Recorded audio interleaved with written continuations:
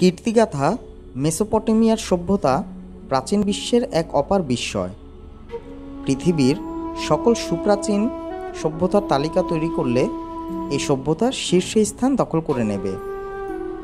এ যেন সভ্যতার মোড়কে ঘনীভূত এক ইতিহাস, জীবনের জানা অজানা কথা, মানব ইতিহাসের উত্থান পতনের এক মহাকাব্য।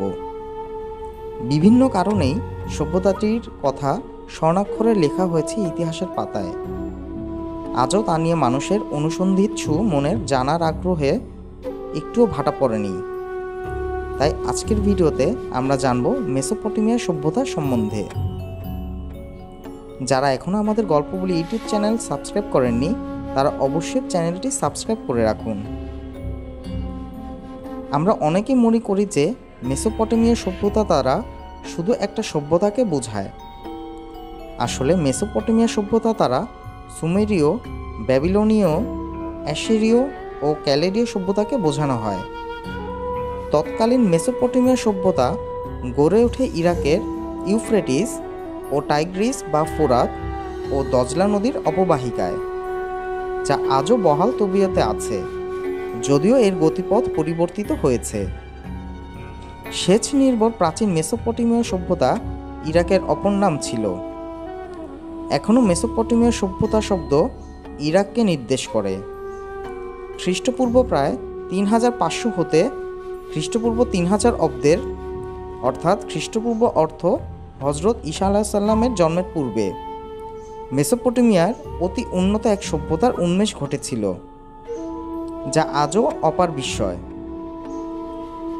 সভ্যতার আঁতুড়ঘর হিসেবে পরিচিত এই সভ্যতা চারটি অন্যান্য সভ্যতার জন্ম দিয়েছিল।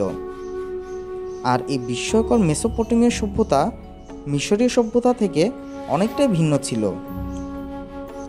দ্বিতীয় শতকের শুরুর দিকে পার্সিয়ানরা অর্থাৎ ইরানিরা এই অঞ্চলের নিয়ন্ত্রণ নিজেদের হাতে নিয়ে নেয় এবং সুদীর্ঘ প্রায় 7ম শতাব্দী পর্যন্ত এই অঞ্চল তাদের শাসনে থাকে। এই সময়ে এই সভ্যতার উপর ব্যাপক পার্সিয়ান প্রভাব পড়ে। এরপর মুসলিম শাসনামল শুরু হয় এবং এই সভ্যতা ইসলামের রাজধানী রূপে আত্মপ্রকাশ করে পুরো বিশ্বময় আধিপত্য করে। পরে মুসলিম খিলাফত শাসনে যখন এই অঞ্চলে স্থায়ী হয় তখন এই স্থানের নাম পরবর্তীতে ইরাক নামে পরিচিতি লাভ করে। সম্পদে পরিপূর্ণ ছিল বিধায় বহিঃশত্রুদের থেকে খুব একটা সুরক্ষিত ছিল না এবং বারবার এর উপর আক্রমণ চলতে থাকে এবং লুটরাজ কায়েম করে। ধর্ম পালনের দিক দিয়ে এই সভ্যতার মানুষেরা অগ্রগামী ছিল। প্রতিটি জিগুরাট ও মন্দিরেই বিভিন্ন শ্রেণীর মানুষ, যেমন অভিজাত শ্রেণী, দরিদ্র শ্রেণী, ব্যবসায়ী, কামার, মজুর বা কৃষক ইত্যাদি যাই বলি না কেন, প্রতিটা শ্রেণীর লোকদের বসার ব্যবস্থা ছিল। এসব লোকজন নিজ নিজ জায়গায় গিয়ে নগর দেবতাদের প্রমাণ ভক্তি ও বিভিন্ন জিনিস উৎসর্গ করত। পরে ইসলামের অনুসারীরা এসে ইসলামী উপাসনা গৃহ তৈরি করে ইসলামিক নিয়মকানুন চালু করে। এতে এই সভ্যতার সার্বজনীন ধর্ম ব্যবস্থার পরিচয় পাওয়া যায়।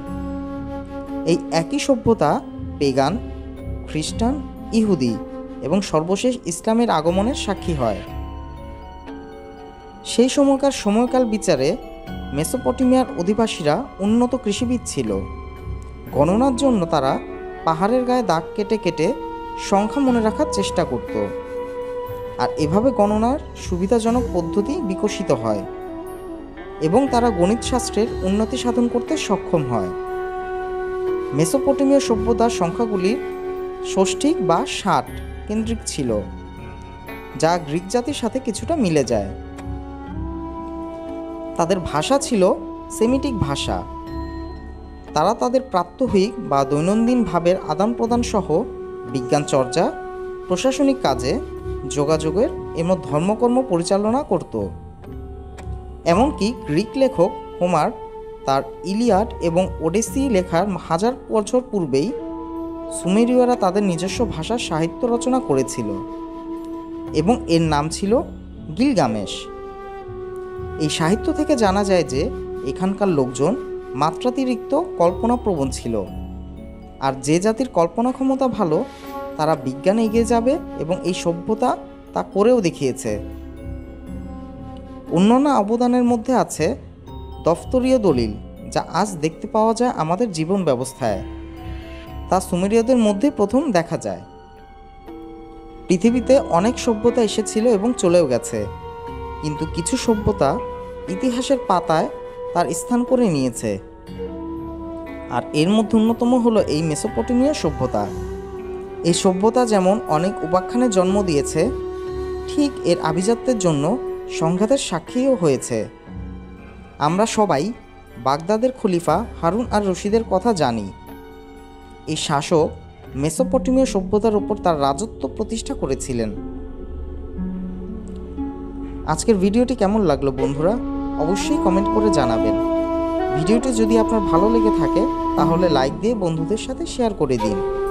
আপনি যদি আমাদের গল্প বলি ইউটিউব চ্যানেলে নতুন হয়ে থাকেন তাহলে আজই আমাদের চ্যানেলটি সাবস্ক্রাইব করে পাশের বেল আইকনে ক্লিক করে রাখুন।